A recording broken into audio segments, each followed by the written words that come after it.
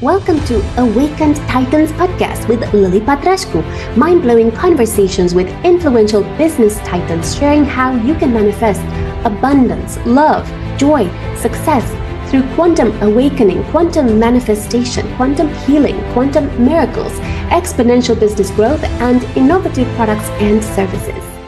Discover how to leverage innovation to grow your startup. In this amazing episode, Danny Nathan has helped hundreds of companies focus on innovation in order to grow and scale their business. And he's achieved some incredible results, such as helping one startup to go from zero to their first 50,000 users. And he's helped another company reduce internal meetings by 40%. And he's helped another companies move communications from email to internal platforms, limiting emails by 92%. And like this, he has helped hundreds of companies to achieve higher productivity through innovation. And he's the founder of Apollo 21, a unique company that sits at the intersection of an innovation consultancy and product design studio. The team at Apollo 21 helps clients ideate and build new products and the ventures that support them, and guides teams through the operational and cultural impacts of fostering an entrepreneurial spirit and growing a culture of innovation. So, Danny, thank you so much for coming on this podcast. And the first question is, what's the secret to your success? Tenacity, not giving up, starting a business, running a business, helping other businesses grow and find success is all very difficult. And if you don't have the thick skin to kind of bear your way through it, then just don't start, because it's really hard. Wow. So how can startups and companies scale through innovation? Innovation's a weird word. Every company likes to use it. Every company wants to believe and tell the world that they're being innovative. And the problem with that is that when you really stop and dig into the actions that they're taking and the way that those innovation efforts impact the day-to-day of the business, what you start to uncover is that a lot of that is kind of theater or lip service to the world of innovation, as opposed to activities that truly move the needle. And so when you look at the way that companies structure their efforts and measure success and so on and so forth, they're focused on metrics and activities that are born out of efficiency and born out of the need to make everything work as smoothly as possible. And the unfortunate truth is that innovation isn't smooth, it isn't easy, it's messy and experimental and requires lots of trial and error. And so the idea of balancing innovation and growth through innovation with the ideals of the balance sheets and metrics that run successful businesses is always a weird tug of war. And you have to kind of figure out how to play both ends of the rope during that tug of war battle. Thank you. And tell us about the disruptive innovation you have helped create while working with these companies that are disrupting the world.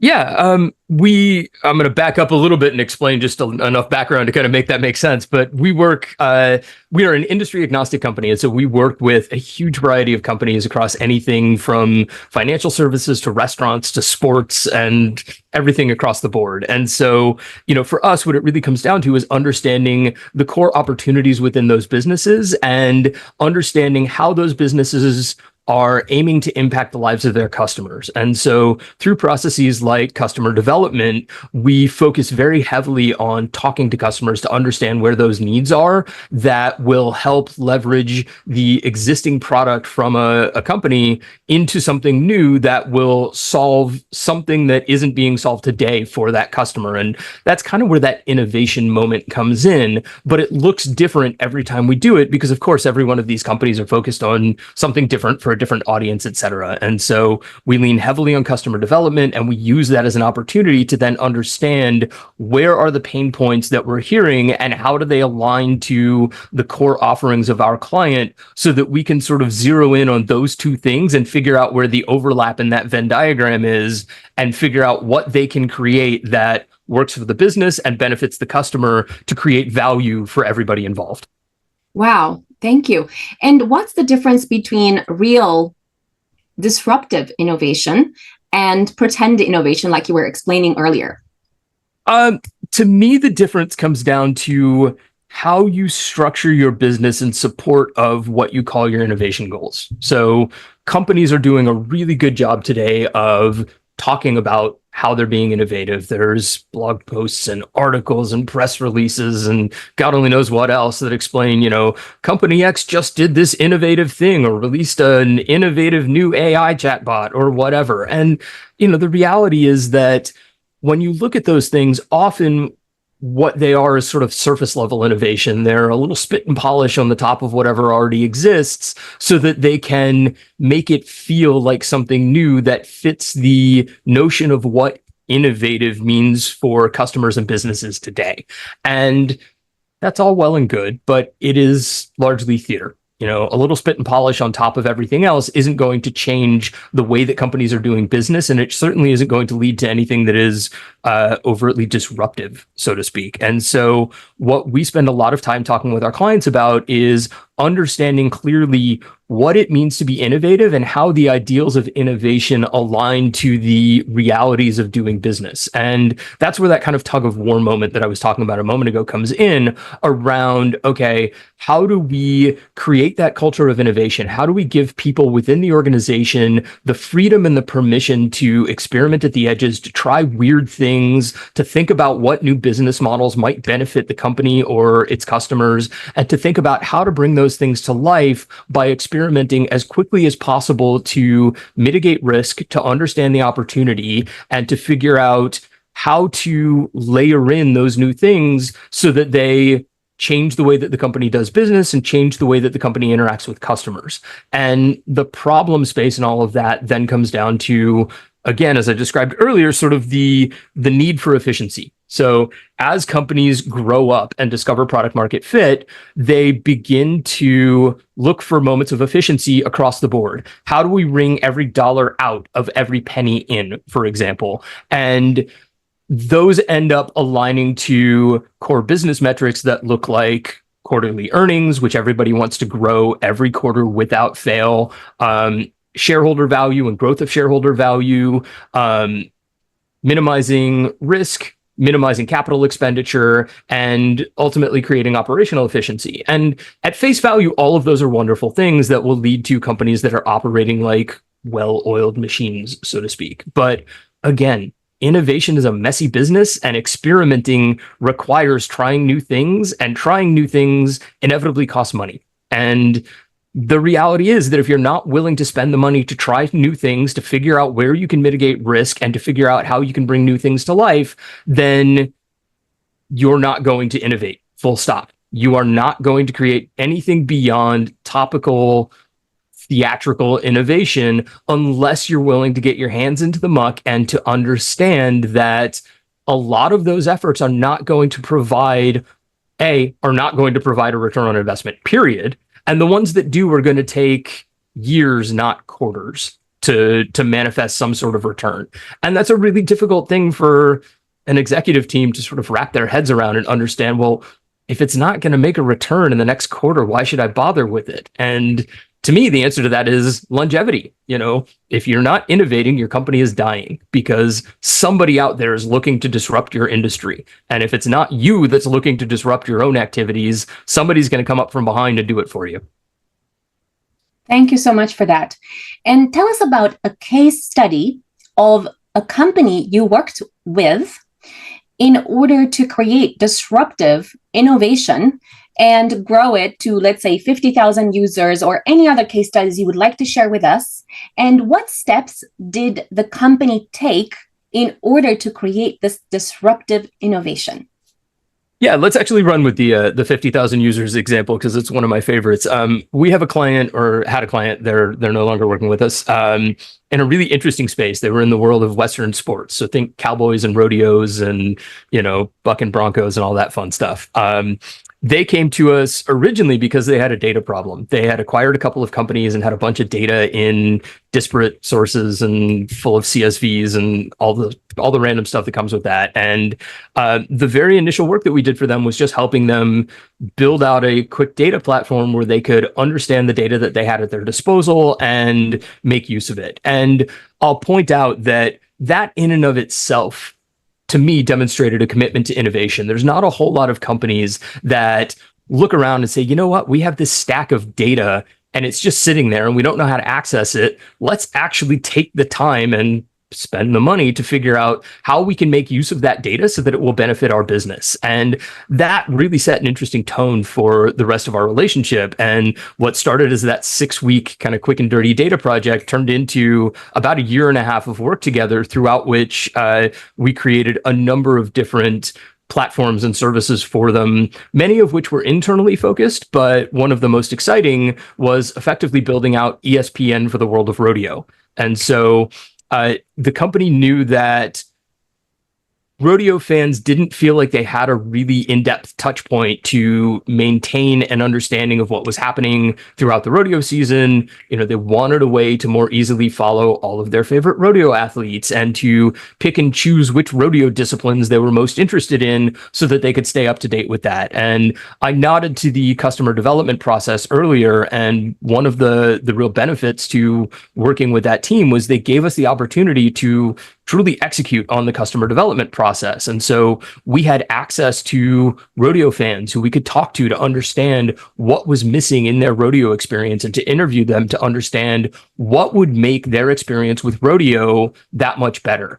And to make it even more interesting, we also had access to the athletes to ask them similar questions. And what we found was, we had originally started the project with the expectation that we would be building 2 different applications, one for rodeo fans and one for rodeo athletes. And through that customer development process, part of what we found was that it's really difficult to differentiate between a rodeo athlete and a rodeo fan, because many rodeo fans who watch rodeo at the professional level participate at the local regional level, for example, and they are, rodeo athletes themselves, but just on sort of a smaller scale. And so ultimately what we ended up doing was combining the ideas of the 2 applications, one designed for fans and one for athletes, into a singular experience that helped athletes create and maintain connections to their fans. They had control over their own bios and, could share things out to their fans, who in turn could follow their favorite athletes, follow their favorite rodeo disciplines, etc. And so we went through all of that, ended up designing a really interesting application that was a combination of, all of our favorite social things. So you, of course, had your feed where you could see what was going on, and you had your bios where you could see athlete profiles and things like that. And we were also live streaming rodeo events directly into the hands of consumers. And so that was a first of its kind application build in the world of rodeo, and took off very quickly. We were fortunate enough to release that app right kind of before and then leading into 2 of the major rodeos in the US. And it quickly grew from, a little sort of newcomer to the world of rodeo into a 50,000 user strong community of people who were fans and athletes of rodeo and really were interested in getting something that they couldn't find elsewhere in the digital space that helped them maintain a connection to the sport. Wow, that's so incredible. So which steps should entrepreneurs take in order to create disruptive innovation in their company? A lot of that depends on what stage they're at, but there is opportunity across the board. And so I'll give you a couple of kind of answers or examples to that. One, for example, we run a pre-accelerator program, or we're getting ready to launch a pre-accelerator program that is focused on very, very early stage founders. So think what I call napkin stage founders, where somebody says, oh my God, I have this brilliant idea. I want to build an app or a whatever that does blank for blank so that they can accomplish blank. And that's kind of where a lot of people start. Is that's the brilliant idea, and it could be scribbled down on the back of a napkin. And because of where we are just sort of in the tenure of the world of entrepreneurship today, a lot of people go, I have this great idea. Surely I must go build an MVP for it tomorrow and start getting it out into the world. And I would argue that that's wrong. So part of the reason that we bothered to create this new pre-accelerator program, for example, is to help those early stage founders focus very much on the ideals of customer development and helping them learn how to get from the back of the napkin scribble to a very clearly defined idea that has been vetted through conversations with potential customers, so that when they get to the point of, okay, now I'm ready to build an MVP, they know exactly what that MVP needs to have in it. There's 2 features out of the 10, for example, that they might have had in their head that are really meaningful. And they know that because they have heard it from people who they believe will be ready and waiting to buy that product once it's live. And so if you're at the very earliest stages, one of the best things that I would advocate for is talk to people before you start building things, and then start figuring out how to service that need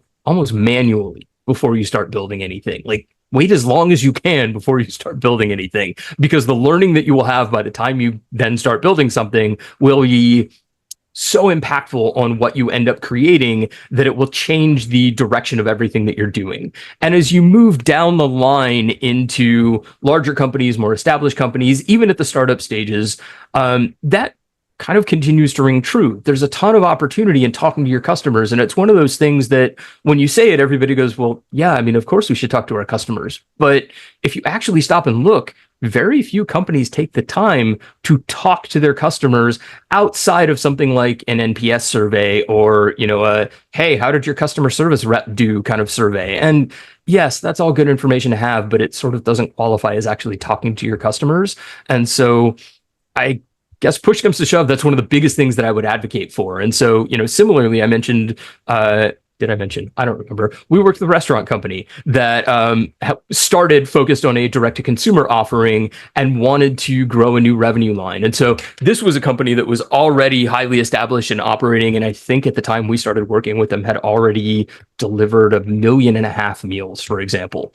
And they too were looking for opportunities to innovate and grow their business. And so again, through talking to customers and figuring out where the opportunity points were, we realized that there was a huge gap in the catering space that would enable them to make a office catering offering or business line that would allow them to serve customers multiple different types of meals. Usually when your office is catering for you, it's Taco Tuesday or Pizza Thursday or whatever it is. And if you don't want tacos or pizza, like, cool, go get your own food. And the benefit of this was because they already operated 30 different restaurant brands, I could order a burger, you could order sushi, and it would show up to the same office at the same time as part of the same lunch order, and everybody gets what they want. And so again, through that sort of focus on the alignment of customer need and core business capabilities, we were able to help them discover a whole new revenue line and a new business offering that opens up new opportunities and creates new opportunities for ongoing innovation in their business by expanding their business. Thank you so much. And please tell us about what other steps entrepreneurs need to take in order to create disruptive innovation. You can use perhaps another case study to tell us about that.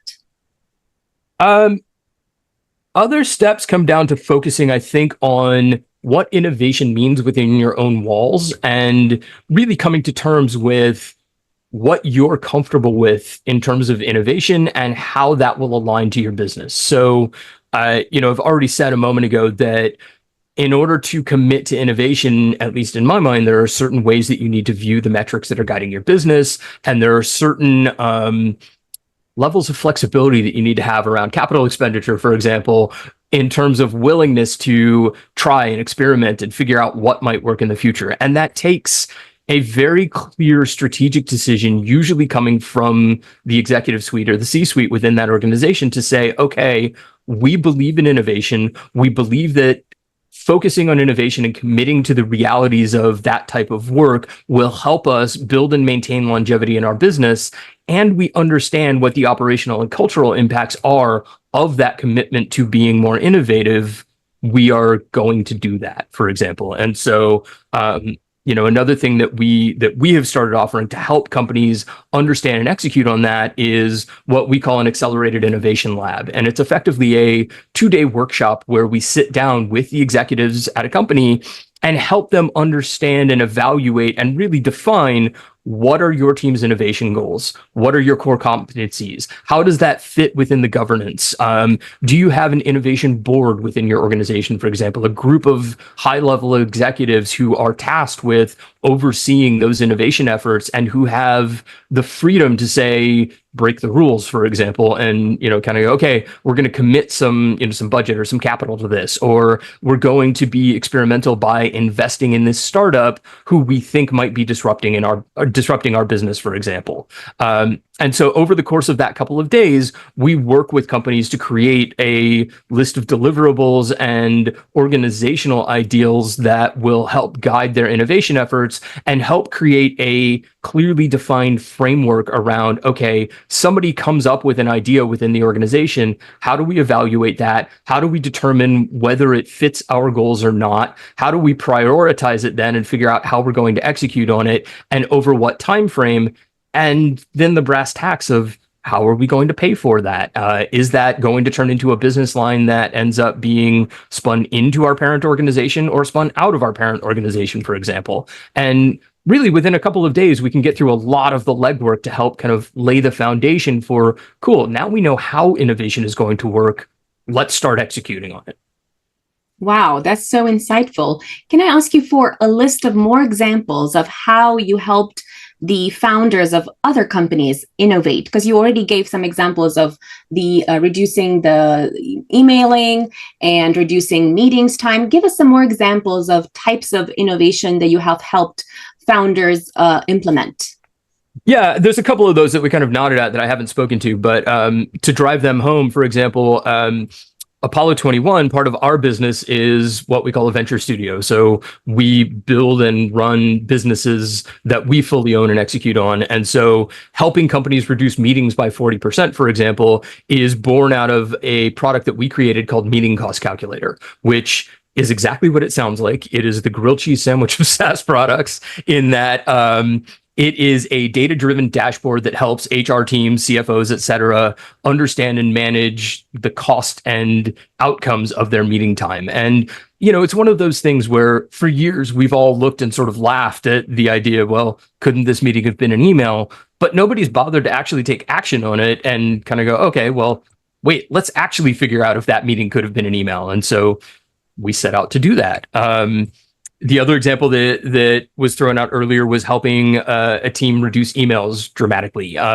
We had a financial services client to come to us, for example, that basically had a problem statement of we're drowning in emails and we can't figure out why. Can you help? And ultimately, what we found out was that they didn't have an email problem. They had a process problem. And so we helped them evaluate, document, and then build operational technology to serve the exact processes that run their organization in exactly the way that they want those processes to work. And so that piece of technology and the deployment of that technology within their business helped cut down on their internal emails by, I think it was literally 93% or something in that range, because they weren't utilizing email as their process anymore. And you can imagine, this was a company that was handling thousands upon thousands of transactions every day for their clients. It's inevitable that you're going to get buried in email in that case, because there's no way that you're going to keep up with thousands of emails crossing your inbox.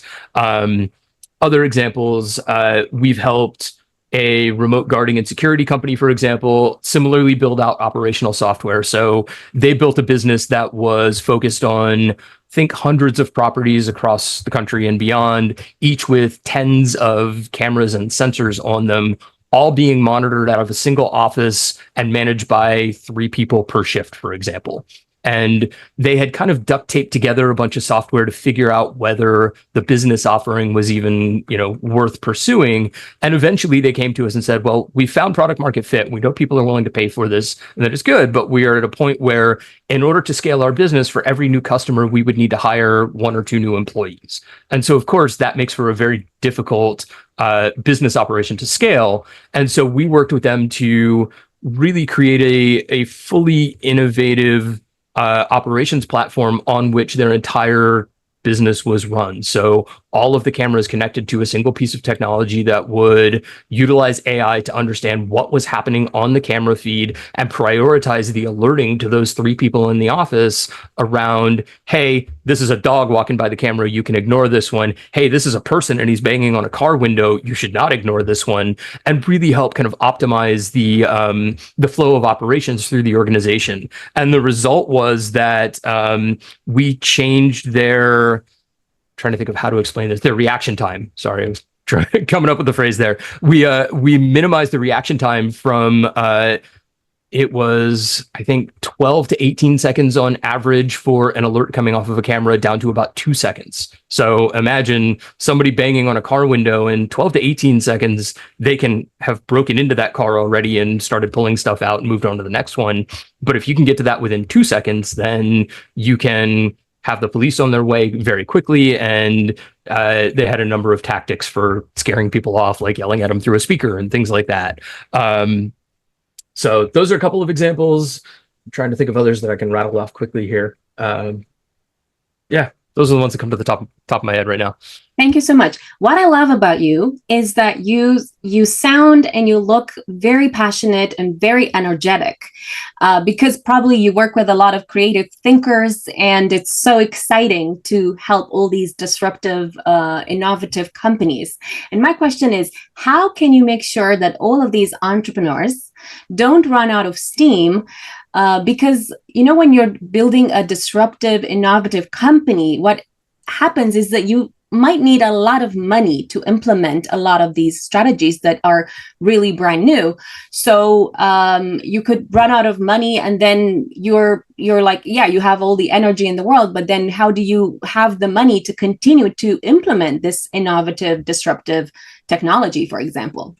Yeah, that's a great question. And there's a couple of points in there that I think are worth addressing. I mean, one, the things that I'm describing are not inherently expensive. And I know I've said a couple of times you have to be willing to spend the money on it, for example. But I appreciate you pointing that out, because I should also be clear that I'm not advocating for companies to spend millions of dollars annually pursuing random innovation ideas. And the reason that we advocate so heavily for things like talking to your customers and building things that are small in unscalable fashion so that you can experiment is precisely so that you can conserve capital and extend runway and figure out where the risk moments are in the thing that you're trying to build in a manner so that you can mitigate those risks as you move along. And so, as an example, by talking to your customers, in the example of our pre-accelerator program, before you ever start to building something is the expensive, resource intensive part of being an entrepreneur. It's really cheap and easy to talk to people.